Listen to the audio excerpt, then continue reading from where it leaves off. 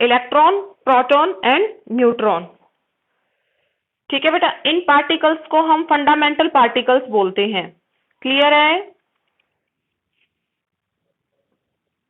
अब ये जो फंडामेंटल पार्टिकल्स हैं, इनका अरेंजमेंट किस तरह से होता है, तो उसके लिए जो मॉडल था वो था बेटा, पहला मॉडल था हमारा Rutherford model of an atom.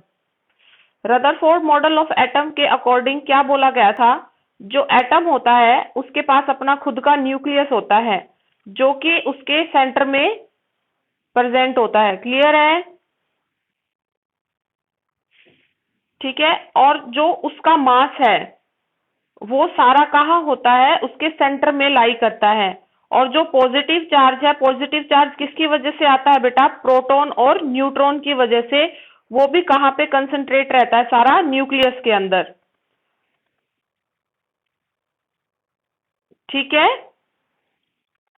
किसी भी एटम का मास और जितना भी पॉजिटिव चार्ज है वो कहाँ पे कंसंट्रेट रहता है, आपका न्यूक्लियस के अंदर।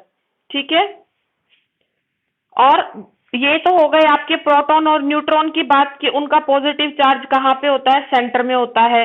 ठीक है, अब जो इलेक्ट्रॉन्स रह गए वो क्या करते हैं बेटा, बहुत हाई स्पीड से रिवॉल्व करते रहते हैं उसके चारों तरफ। ठीक है, इलेक्ट्रॉन क्या करते हैं, electron which are revolve around it at very high speed, very एक हाई स्पीड के साथ इलेक्ट्रॉन क्या करते रहते हैं, रिवॉल्व करते रहते हैं। तो ये हमारा रदरफोर्ड मॉडल था। इसके बारे में तुम्हें सबको ही पता ही है कि क्या होता है। इस तरह से एटम को दिखाते हैं हम, और यहाँ पे हम पॉजिटिव चार्ज दिखाते हैं, और इलेक्ट्रॉन्स क्या रहते हैं बेटा, बाहर रहते हैं, जो कि क्या करते रहते हैं, रिवॉल्व करते रहते हैं। ये पिक्चर दिख रही है आप लोगों को? और यहाँ पे जो पॉजिटिव चार्ज है वो किसकी वजह से है, प्रोटॉन और न्यूट्रॉन के पॉजिटिव चार्ज की वजह से। ठीक है,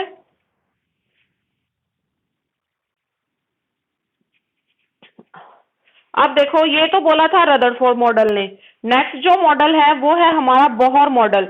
बोहर मॉडल के अकॉर्डिंग हमारा क्या था, उसने कौन सा कॉन्सेप्ट दिया था, स्टेशनरी एनर्जी लेवल का कॉन्सेप्ट दिया था, जिसको हमने बोला था ऑर्बिट। क्या बोला था बेटा, ऑर्बिट। जो आपका बोहर मॉडल था उसने किसके बारे में बताया था, स्टेशनरी एनर्जी के बारे में बताया था। किस कॉन्सेप्ट के बारे में बताया था, स्टेशनरी एनर्जी के बारे में बताया था। और उस लेवल को हम, स्टेशनरी एनर्जी लेवल को क्या बोलते हैं, ऑर्बिट। ऑर्बिट क्या होता है बेटा, ऑर्बिट एक सर्कुलर पाथ होता है। ठीक है, उसमें क्या करते हैं, इलेक्ट्रॉन रिवॉल्व करते रहते हैं। एक सर्कुलर पाथ होता है जिसमें कि क्या है, इलेक्ट्रॉन रिवॉल्व करते रहते हैं। ठीक है, अब इस मॉडल के अकॉर्डिंग हम डेफिनेशन देखेंगे, बोहर मॉडल की क्या डेफिनेशन थी। तो अकॉर्डिंग टू दिस मॉडल, जो इलेक्ट्रॉन होते हैं वो एक पर्टिकुलर ऑर्बिटल में रिवॉल्व करते हैं। ठीक है, अब इन्होंने एक पर्टिकुलर ऑर्बिट ले लिया जिसमें कि इलेक्ट्रॉन क्या है, पर्टिकुलर एनर्जी के साथ। क्यों, क्योंकि इसको हम क्या बोलते हैं, स्टेशनरी एनर्जी लेवल कॉन्सेप्ट के अकॉर्डिंग डिटरमाइन करते हैं बोहर मॉडल को। तो इसमें हमने ऑर्बिट का कॉन्सेप्ट तो आपको बता दिया कि एक सर्कुलर पाथ होता है, तो उस सर्कुलर पाथ में क्या करते हैं, इलेक्ट्रॉन्स रिवॉल्व करते रहते हैं। तो as long as electron remain in the particular orbital, इस पर्टिकुलर ऑर्बिटल में वो रिवॉल्व करते रहते हैं, और वो क्या करते हैं, ना तो अपनी एनर्जी को लूज करते हैं और ना क्या करते हैं बेटा, गेन करेंगे। क्लियर है, ये बात समझ में आई? तो इसलिए कि ये अपनी स्टेशनरी एनर्जी का मतलब ये है कि अपनी एनर्जी को ना तो लॉस करेंगे ना क्या करेंगे, गेन करेंगे। तो यहाँ पे इस पर्टिकुलर ऑर्बिट में जो इसकी एनर्जी होती है उसको हम क्या बोलेंगे, क्वांटाइज्ड एनर्जी बोलेंगे। क्या बोलेंगे, क्वांटाइज्ड एनर्जी। तो ठीक है, इस ये जो क्वांटाइज्ड एनर्जी है इसकी एक डेफिनेट वैल्यू होती है जो होल नंबर मल्टीपल होती है h/2 पाई के। किसके इक्वल होती है, h/2 पाई के। ठीक है, इतनी बात समझ में आई? ठीक है, पर ये जो बोहर मॉडल था, अब जो ये ऊपर दो पैराग्राफ दिए हुए हैं ना बेटा आपको, ये वाले, इसमें आपको दो मॉडल्स के बारे में बताया है। ये तो रदरफोर्ड मॉडल है और एक आपका बोहर मॉडल जिसको क्या बोला है, स्टेशनरी एनर्जी लेवल बोला है। ठीक है, तो ये आपको इतना मैंने बता दिया है। अब नेक्स्ट देखो, जो मोहर मॉडल था वो पार्शली सक्सेसफुल हुआ इस कॉन्सेप्ट को बताने के लिए। क्यों पार्शली? क्योंकि उस पे एक ऑब्जेक्शन लगाई किसने, डी ब्रॉगली ने। डी ब्रॉगली ने क्या किया है, ऑब्जेक्शन लगाई है किसके ऊपर, जो बोहर मॉडल ने कॉन्सेप्ट दिया था उसके ऊपर। डी ब्रॉगली और हेजनबर्ग दोनों ने ऑब्जेक्शन लगा दी। तो उन्होंने क्या इंट्रोड्यूस किया इस कॉन्सेप्ट में कि जो वेव करेक्टर है किसी भी इलेक्ट्रॉन का, उसके साथ उसका पार्टिकल नेचर भी एसोसिएटेड रहता है। क्या बताया? According to de Broglie and Heisenberg principle, जो किसी भी इलेक्ट्रॉन का वेव करेक्टर होता है उसके साथ उसका पार्टिकल नेचर भी एसोसिएटेड रहता है। क्लियर है? ये बात बोहर मॉडल ने नहीं बताई थी। बोहर मॉडल ने सिर्फ स्टेशनरी एनर्जी लेवल, जिसको कि हम ऑर्बिट बोल रहे हैं, उसके कॉन्सेप्ट के बारे में बात की, पर उसने ये नहीं बताया कि जो इलेक्ट्रॉन्स है उसका वेव करेक्टर के साथ साथ उसका क्या रहता है, उसके साथ एसोसिएटेड पार्टिकल करेक्टर भी रहता है। ठीक है, तो ये ऑब्जेक्शन लग गई बोहर मॉडल पे। तो बोहर मॉडल क्या रहा बेटा, पार्शली सक्सेसफुल रहा। क्या बताने के लिए, किसी भी जो मटेरियल पार्टिकल का वेव नेचर है और उसके बारे में। क्लियर है ये बात? तो अब हमारे पास नेक्स्ट जो कॉन्सेप्ट निकल के आएगा वो आएगा de Broglie concept of matter wave. किसके बारे में बात करेंगे हम? De Broglie concept of matter wave. तो इसमें आइंस्टाइन ने एक बात बताई थी कि जो लाइट है, जो बेटा लाइट होती है, उसका क्या रहता है, ड्यूअल नेचर रहता है। ड्यूअल नेचर का मतलब उसके पास उसका पार्टिकल नेचर भी है, वो पार्टिकल की तरह भी बिहेव करेगी, और वेव नेचर। ड्यूअल नेचर का मतलब समझ गए?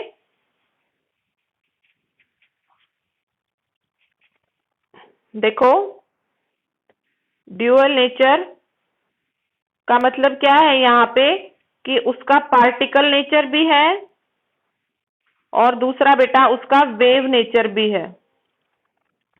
ये लाइट के बारे में बताया आइंस्टाइन ने। ठीक है, अब आप किस तरह से बताते हो कि किसका पार्टिकल नेचर होता है और किसका वेव नेचर होता है? ऐसी कौन कौन सी प्रॉपर्टी एसोसिएटेड रहती हैं? तो बेटा जो आपका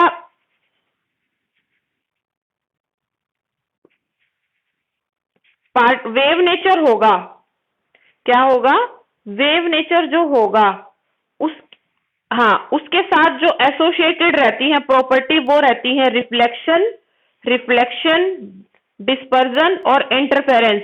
ये सारी प्रॉपर्टी लाइट की होती हैं जो कि वेव नेचर शो करती हैं।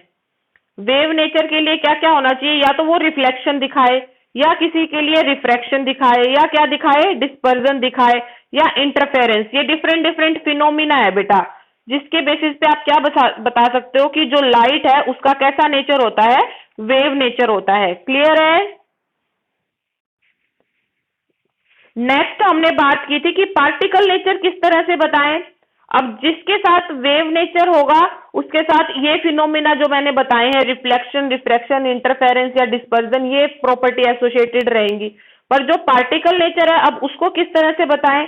तो बेटा जो आपका ब्लैक बॉडी रेडिएशन इफेक्ट दिखाएं, या फिर फोटो इलेक्ट्रिक इफेक्ट दिखाएं, या फिर ये प्रॉपर्टी एसोसिएटेड रहे उसके साथ, तो वो कैसा नेचर शो करेगी, लाइट पार्टिकल नेचर शो करेगी। कैसा नेचर शो करेगी?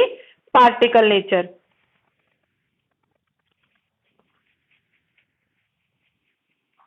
तो देखो, वेव के लिए तो आपके इस तरह से है, रिफ्लेक्शन, डिफ्रैक्शन, किसी भी तरह से हो सकता है। ठीक है, एक वेवी नेचर बनेगा उसका। और पार्टिकल के लिए क्या है बेटा, एक स्पोर्ट से आपके दिखने शुरू हो जाएंगे, तो वो आपके कैसे हो जाएंगे कि यहाँ पे पार्टिकल्स हैं आपके। क्लियर है? तो ये इफेक्ट कौन दिखाते हैं आपके, ब्लैक बॉडी रेडिएशन या फिर फोटो इलेक्ट्रिक इफेक्ट जहां पे होगा, वो आपका क्या बताएगा, उसका पार्टिकल नेचर। क्लियर है? ठीक है, चलो अब नेक्स्ट देखो क्या होता है इसमें। अब जो इलेक्ट्रॉन की जब डिस्कवरी हुई तो हमने एक एक्सपेरिमेंट करा जो कि इलेक्ट्रॉन के बिहेव को हमें बताएगा कि इलेक्ट्रॉन जो है उसका कैसा बिहेव होता है, पार्टिकल नेचर बिहेव होता है। तो हम जो इलेक्ट्रॉन है उसको किसकी तरह ट्रीट करेंगे बेटा, पार्टिकल की तरह करेंगे।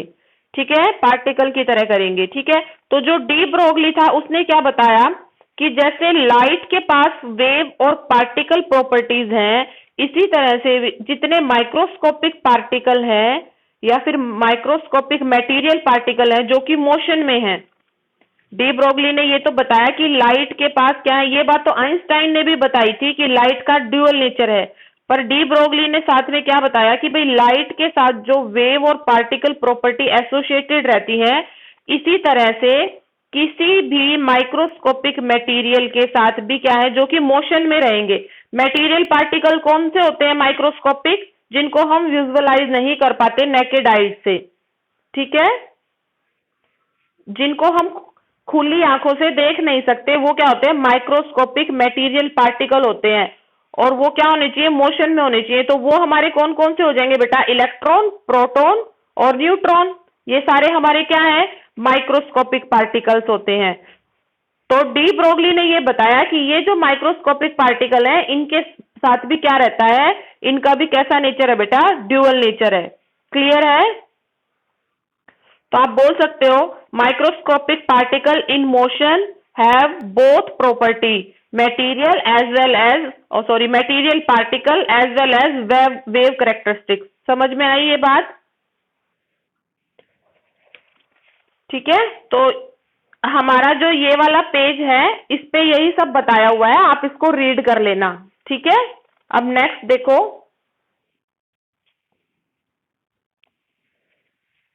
ये पेज शो हुआ। अब इसमें देखो, अब इन्होंने डी ब्रोगली ने ये बता दिया, तो उसके अकॉर्डिंग हम क्या बोल सकते हैं बेटा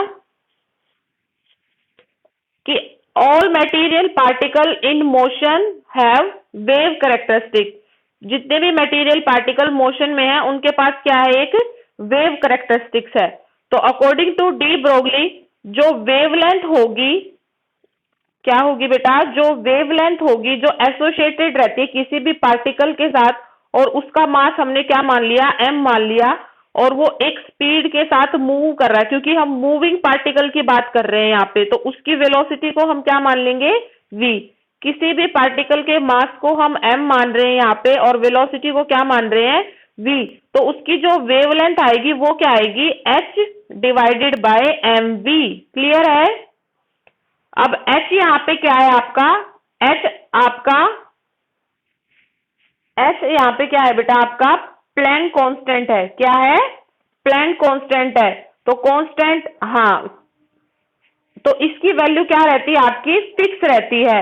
और मास इनटू वेलोसिटी जो होता है, मास इनटू वेलोसिटी जो होता है वो किसके इक्वल होता है, मोमेंटम के, जिसको हम किससे शो करते हैं, p से। तो जो आपका lambda h divided bye mv था उसको हम क्या लिख सकते हैं, h डिवाइडेड बाय p। ये बात समझ में आई? ठीक है, तो यहां से हमने क्या निकाल ली, वेवलेंथ निकाल ली, जो कि एसोसिएटेड रहती है किसी भी पार्टिकल जिसका मास हमने m माना है और वो जिस स्पीड से मूव कर रहा है उस वेलोसिटी को हमने v माना है। क्लियर है? चलो चलो नेक्स्ट देखो। अब नेक्स्ट जो है वो है हमारा derivation of de Broglie relationship. क्या डेरिवेशन आता है डी ब्रोगली रिलेशनशिप का? तो इसके रिलेशनशिप के लिए हम दो रिलेशनशिप को कंबाइन करते हैं। एक तो जो मास एनर्जी रिलेशनशिप होता है, ठीक है, मैक्स प्लैंक का, और दूसरा हमारा रहता है बेटा आइंस्टाइन का। क्लियर है? दो कॉन्सेप्ट है यहाँ पे। तो according to Planck's E is equal to क्या होता है, एच म्यू। ठीक है, और according to Einstein E is equal to क्या होता है, mc स्क्वायर। तो ये दो रिलेशनशिप है बेटा, ये तो है अकॉर्डिंग टू प्लैंक्स ऊपर वाला, और नीचे वाला जो है वो है according to Einstein. According to Planck's आपकी E जो है वो आपकी एनर्जी है जो कि एसोसिएटेड रहती है किसी भी वेव के साथ, और म्यू यहाँ पे क्या है, आपकी फ्रीक्वेंसी है, और h प्लैंक कांस्टेंट है। According to Einstein mass energy relationship सबको पता है, E इज इक्वल टू क्या होता है, mc स्क्वायर होता है। c यहाँ पे वेलोसिटी ऑफ लाइट है, c यहाँ पे वेलोसिटी ऑफ लाइट है। क्लियर है? तो इन दो इक्वेशन को हम जब कंबाइन करेंगे तो हमारे पास क्या निकल के आएगा बेटा?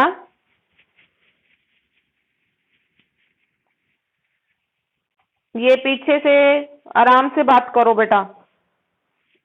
एच न्यू इक्वल हो जाएगा किसके? एम सी स्क्वेयर के। ये पीछे अपना माइक ऑफ करो, आवाज आ रही है। H mu is equal to किसके होता है बेटा? एम सी स्क्वेयर के हो जाएगा ये। जब इन दोनों इक्वेशन को आप कंबाइन कर दोगे तो एच म्यू किसके इक्वल आ जाएगा बेटा? आपका एम सी स्क्वेयर के। ठीक है, और सबको पता है जो म्यू है फ्रीक्वेंसी, वो इक्वल होती है सी ओवर लैम्डा के, वेलोसिटी ऑफ लाइट और वेवलेंथ के। ठीक है, तो जब आप म्यू की वैल्यू ऊपर वाली इक्वेशन में पुट करोगे तो आपकी इक्वेशन क्या बन जाएगी? H c over lambda is equal to m c square हो जाएगी।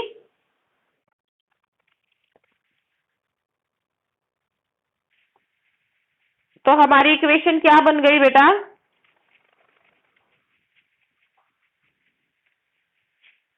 H c over lambda is equal to m c square. ठीक है, फिर ये c हमारा कॉमन आ जाएगा तो क्या रह जाएगा? h over lambda is equal to m c हो जाएगा ये। और लैम्डा आपका किसके इक्वल आ जाएगा? Wavelength h is equal to m c के। ठीक है, ये बात समझ में आई? तो यहाँ पे लैम्डा आपका क्या है बेटा? Wavelength, h Planck constant, m mass है जो एसोसिएटेड रहता है वेव के साथ, और c यहाँ पे क्या है? वेलोसिटी ऑफ लाइट है। ठीक है, तो ये जो इक्वेशन आई है हमारी, कौन सी? Lambda is equal to h divided by m c, ये किसके लिए वैलिड है बेटा? फोटॉन्स के लिए वैलिड है। किसके लिए वैलिड है? सिर्फ फोटॉन्स के लिए है। ठीक है, अब यहाँ पे क्या है आपका? जो c है वो वेलोसिटी ऑफ लाइट को बता रहा है, पर हमें वेलोसिटी ऑफ लाइट तो क्या है? लाइट का कॉन्सेप्ट तो सबको पता ही है कि लाइट का तो ड्यूअल नेचर होता ही है। हमें क्या करना है? According to de Broglie equation, इस इक्वेशन को हम क्या करेंगे? एक्सटेंड करेंगे। अब आगे क्या होगा देखो।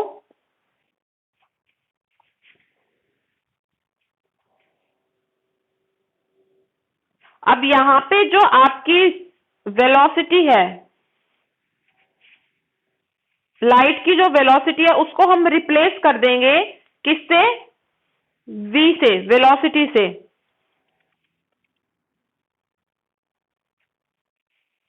c को हम क्या कर देंगे? रिप्लेस कर देंगे किससे बेटा? v से। क्लियर है?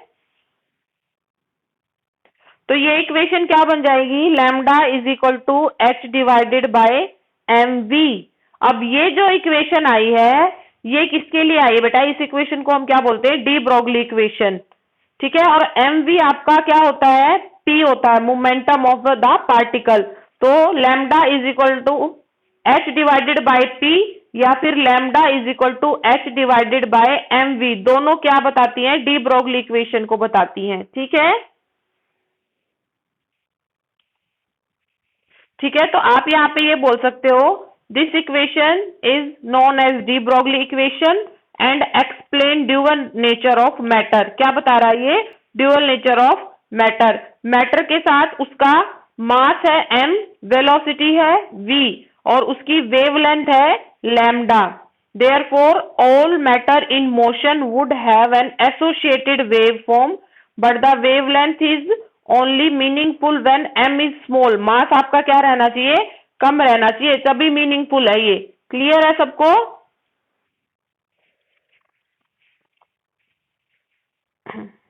चलो अब नेक्स्ट देखो।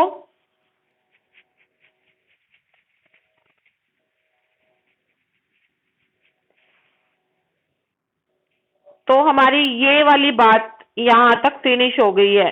ठीक है, इसमें आप रीड कर लेना। ठीक है, अब नेक्स्ट है हमारा कि हम ये जो जस्टिफिकेशन किस तरह से करें कि इलेक्ट्रॉन का ड्यूअल नेचर है, किस तरह से जस्टिफाई करें। तो पहला हम बताएंगे कि पार्टिकल नेचर को हम किस तरह से बता सकते हैं। तो बेटा पार्टिकल नेचर के लिए क्या होगा, इलेक्ट्रॉन की खुद की कैरेक्टरिस्टिक्स होती है कि उनका कैसा नेचर है बेटा, पार्टिकल नेचर है। तो उनके पास अपना क्या होगा, डेफिनेट मास होगा, डेफिनेट एनर्जी होगी, डेफिनेट मोमेंटम होगा और अपना चार्ज होगा। क्लियर है?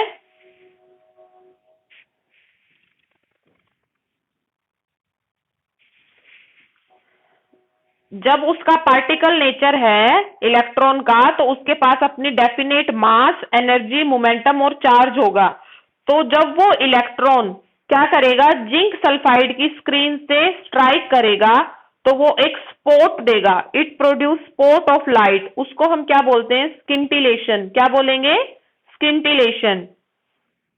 तो यहां पे हमने ऑब्जर्व किया कि each striking electron produce only one scintillation point. ठीक है, कि जैसे जैसे एक एक इलेक्ट्रॉन आपका स्ट्राइक करता रहेगा जिंक सल्फाइड की स्क्रीन पे, उतने ही आपके क्या बनते जाएंगे बेटा, स्पॉट बनते जाएंगे। ये क्या इंडिकेट करता है, जो स्ट्राइक कर रहा है इलेक्ट्रॉन वो क्या कर रहा है, वो लोकलाइज्ड है और वो स्प्रेड नहीं हो रहा लाइक अ वेव। क्या है वो, जो स्ट्राइकिंग इलेक्ट्रॉन है वो क्या है, लोकलाइज्ड है अपनी पोजीशन को लेके, वो स्प्रेड स्प्रेड नहीं हो रहा एक वेव की तरह। तो यहां से हम क्या बोल सकते हैं, जो इलेक्ट्रॉन है उसका कैसा बिहेव है, पार्टिकल नेचर है उसका। समझ में आई ये बात? दोबारा सुन लो, पार्टिकल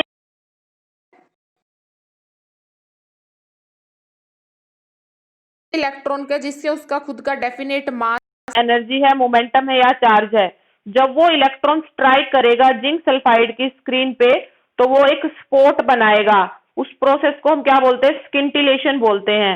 और जब जैसे जैसे आपके इलेक्ट्रॉन टकराते जाएंगे, जितने नंबर ऑफ इलेक्ट्रॉन आपके टकराएंगे उतने ही आपके क्या बनेंगे, इंडिविजुअल स्किंटिलेशन पॉइंट बन जाएंगे। तो यहाँ पे ये बता रहा है कि जो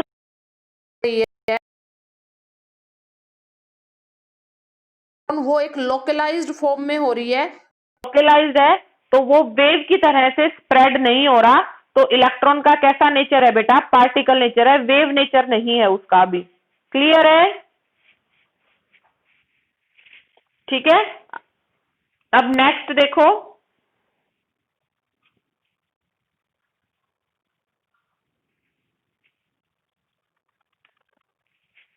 अब नेक्स्ट हम बात करेंगे कि वेव नेचर को किस तरह से जस्टिफाई करें। ठीक है, जो वेव नेचर बताया था इलेक्ट्रॉन का उसको किस तरह से जस्टिफाई करें। तो उसके लिए जो एक्सपेरिमेंट था उसका जो नाम था वो था बेटा डिवीजन एंड जर्मन। ये साइंटिस्ट थे दोनों, डिवीजन एंड जर्मन एक्सपेरिमेंट। ठीक है, ठीक है। तो इस एक्सपेरिमेंट के अकॉर्डिंग क्या था, हमें क्या करना होता है, इलेक्ट्रॉन्स एमिट होते हैं एक स्ट्रीम में फ्रॉम द टंगस्टन फिलामेंट।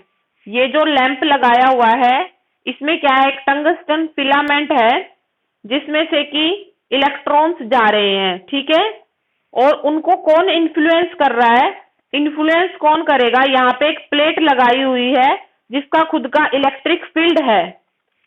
ठीक है, जब इलेक्ट्रॉन्स निकले आपके टंगस्टन फिलामेंट में से तो उनको इन्फ्लुएंस करने के लिए यहाँ पे इलेक्ट्रिक फील्ड लगाया हुआ है। ये इलेक्ट्रिक फील्ड क्या करेगा, एक्सेलरेट कर देगा किनकी स्पीड को, इलेक्ट्रॉन की स्पीड को। इलेक्ट्रॉन की स्पीड को क्या करेगा, ये बढ़ा देगा, एक्सेलरेट कर देगा। समझ में आई बात? और फिर क्या करेंगे, ये जो इलेक्ट्रॉन है ये इस निकल क्रिस्टल के ऊपर स्ट्राइक करेंगे। ये एक निकल का क्रिस्टल है, इसके ऊपर क्या करेंगे, स्ट्राइक करेंगे तो आपका किस तरह का पैटर्न आएगा, ये डिफ्रैक्शन रिंग्स बनेंगी। यहाँ पे concentrated dark and bright ring बननी शुरू हो जाएंगी इस स्क्रीन के ऊपर। क्लियर है? तो मैंने तुम्हें स्टार्टिंग में ही बताया था कि यदि आप वेव नेचर बोल रहे हो तो वो किस तरह के फिनोमिना शो करेगा, रिफ्लेक्शन, रिफ्रैक्शन, डिफ्रैक्शन या फिर इंटरफेरेंस। तो यहाँ पे क्या हो रहा है, डिफ्रैक्शन रिंग्स बन रही है। तो डिफ्रैक्शन का फिनोमिना किसको जस्टिफाई कर रहा है बेटा, उसके वेव नेचर को। क्लियर है? These rings were called diffraction ring and this phenomena are known as diffraction. This diffraction pattern of electron by crystal was similar, किसके जैसा है, was similar to that observed by X-rays. X-rays के बिल्कुल same ऐसे ही consistent dark and bright ring बनती हैं. तो जो एक्सरे है वो क्या है, वेव ही तो है. तो इसीलिए इलेक्ट्रॉन्स भी यहाँ पे कैसा शो कर रही है बेटा, नेचर वेव नेचर. क्लियर है. तो यहाँ पे ये वाली जो पिक्चर है देखो, एक्सरे में तो इस तरह की रिंग्स बनती हैं और इलेक्ट्रॉन्स में इस तरह की. तो दोनों क्या है, ऑलमोस्ट सेम है. सेम है ना. तो इसीलिए आप क्या बोल सकते हैं, जो इलेक्ट्रॉन्स है उनका कैसा नेचर है, वेव नेचर है. समझ में आई बात. तो देखो आज हमने क्या किया, फंडामेंटल सब एटॉमिक यूनिट्स क्या होती हैं, electron proton neutron. Rutherford model ने क्या बताया, बोहर मॉडल ने क्या बताया. फिर बोहर मॉडल में क्या कमियां रह गई थी कि डी ब्रोगली इक्वेशन, और हमने हेजनबर्ग के बारे में स्टडी किया. उसके बाद डी ब्रोगली इक्वेशन का डेरिवेशन किया है और जस्टिफिकेशन दी है कि ड्यूअल नेचर इलेक्ट्रॉन का हम किस तरह से जस्टिफाई करेंगे. क्लियर है. तो आज की क्लास इतनी है बेटा. आप लोगों को मैंने पीडीएफ भेज दिया है, उसमें से आपका 3 नंबर पेज तक आपको पढ़ना है. ठीक है. हाँ, फर्स्ट जिनके पास बुक है वो बुक में से पढ़ लो. जिनके पास बुक नहीं है उनको इस तरह से पीडीएफ मिल जाएगी. आप पीडीएफ में से मैंने 3 पेज करवाए हैं आज आपको, फर्स्ट सेकंड और थर्ड पेज, उनको पढ़ लेना. ठीक है. ये आपका होमवर्क है.